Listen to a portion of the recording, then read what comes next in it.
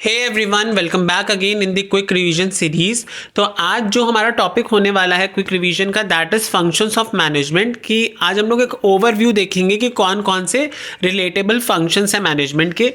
पहला होता है आपका प्लानिंग, सेकंड होता है आपका स्टाफिंग, थर्ड है controlling, fourth organising and fifth is directing. तो आइए एक एक के बारे में जानते हैं कि एक एक फंक्शन क्या होता क्या मीनिंग क्या है। So the 5 principles function of management, इसमें पहला फंक्शन होता है आपका प्लानिंग। सो प्लानिंग है क्या, किस चीज़ से रिलेट करता है? तो planning is about to identify goals and determine the best course of action required to achieve the predetermined goals. हमेशा जब भी हम मैनेजमेंट प्रोसेस इस्टेब्लिश करते हैं तो उसके कुछ गोल्स होते हैं जिसको हम प्री डिटरमाइन मतलब पहले से ही निर्धारित कर रहे होते हैं।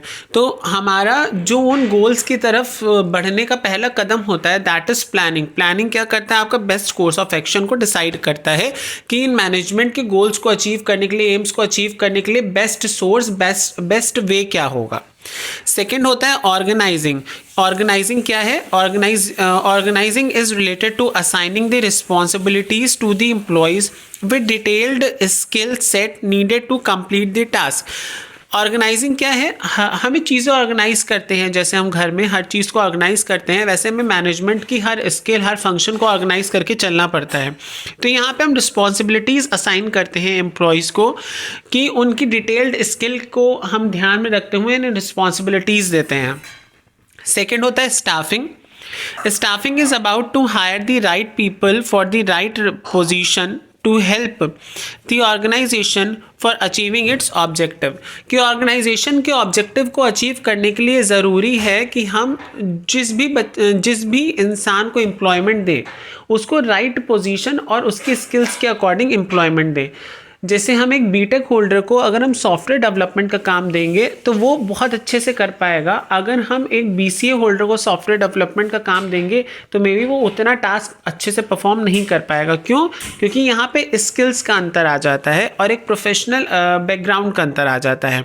तो स्टाफिंग कहता है कि आप राइट पोजीशन के लिए राइट पर्सन को ऑप्ट करिए। नेक्स्ट होता है coordinating. Coordination involves supervision, communication and direction by the management. Coordinate करके चलना सारी एक्टिविटीज़ को, क्योंकि अगर कोऑर्डिनेशन नहीं होगा, समन्वय नहीं होगा तो हम ऑर्गेनाइजेशन के प्री डिटरमाइंड गोल्स को अचीव नहीं कर पाएंगे।